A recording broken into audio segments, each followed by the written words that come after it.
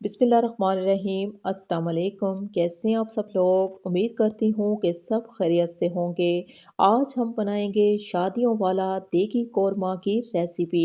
आपकी सोच से ज़्यादा आसान और हद से ज़्यादा मज़ेदार, खुशबूदार, चंद मिनटों में परफेक्ट कोरमा घर पर कैसे तैयार कर सकते हैं, तो मेरी इस रेसिपी को एक बार ज़रूर ट्राई करें। उम्मीद करती हूँ कि बहुत ही पसंद आएगी। इसकी तैयारी के लिए हमें चाहिए 1 कप भर के कुकिंग ऑयल और इसको हमने तेज़ गरम कर लेना है। जब ऑयल गरम हो जाएगा तो हम इसमें डाल देंगे गोल बारीक स्लाइस में कटी हुई प्याज। प्याज को काटने के बाद इन्हें अलग कर लेना है। इससे कोरमा बहुत ही शानदार तैयार होता है। अब हमने प्याज को फ्राई कर लेना है ताकि इसका जो कलर है वो हल्का सा ब्राउन हो जाए।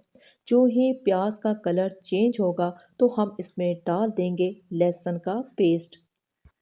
4 अदद हमने प्याज लिए हैं तो इसमें ठीक 4 चम्मच लहसुन के पेस्ट का इस्तेमाल होगा। फ्लेम को तेज़ बिल्कुल भी नहीं करना, स्लो फ्लेम पे हमने लहसुन को प्याज के साथ फ्राई कर लेना है ताकि खुशबू अच्छी सी आ जाए और कच्चापन ख़त्म हो जाए। अब इसी मसाले में डाल देंगे वो खड़े मसाले जो हर कोरमा की जान होते हैं। अब इन मसालों को भी हमने थोड़ी देर के लिए फ्राई कर लेना है ताकि इनकी भी एक अच्छी सी खुशबू आ जाए। ये मसाले फ्राई करने के बाद इसमें गोश्त का इस्तेमाल करेंगे। हमने लिया जी ½ किलो बीफ और बीफ को फ़ौरन से प्याज में शामिल कर देंगे और अच्छे तरीके से मिक्स कर देंगे ताकि प्याज का जो कलर है वो डार्क ना हो।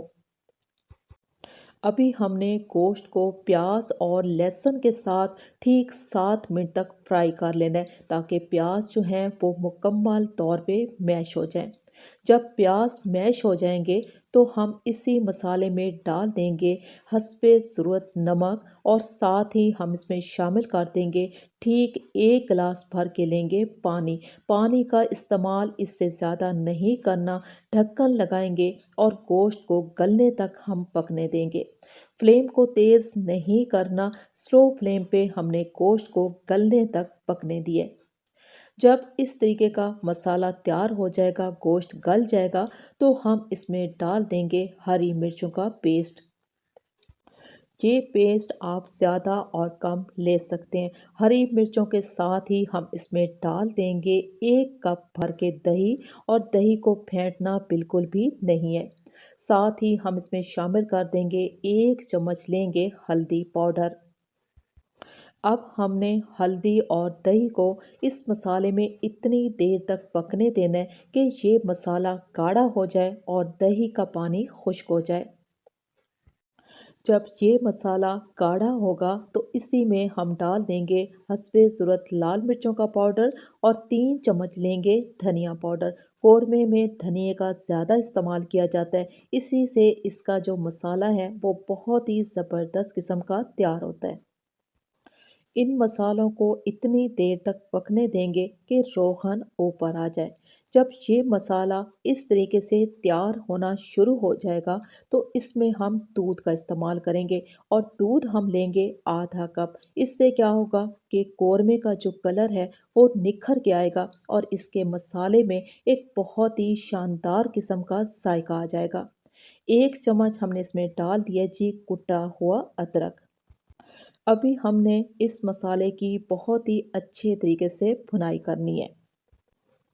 जब कोरमा बनाने के तमाम मसाले मुकम्मल हो जाएंगे और कोरमा तैयारी के आखिरी मराइल में होगा तो ठीक 5 मिनट तक हमने इसकी भुनाई करनी है। फ्लेम को तेज़ करके भुनाई करेंगे तो ये कोरमा आपका बहुत ही शानदार और परफेक्ट तैयार होगा।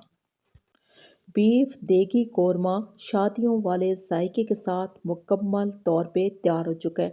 ये रेसिपी मैंने आपसे शेयर की है घर के सादा और कम मसालों के साथ। मेरे बनाने का तरीका आपको अच्छा लगा हो तो रिक्वेस्ट है कि चैनल को सब्सक्राइब कर लें, मेरी वीडियो को लाइक और शेयर ज़रूर कर दें क्योंकि आप लोगों का प्यार ही हमारी सपोर्ट है। इजाज़त चाहूँगी। अल्लाह हाफिज़।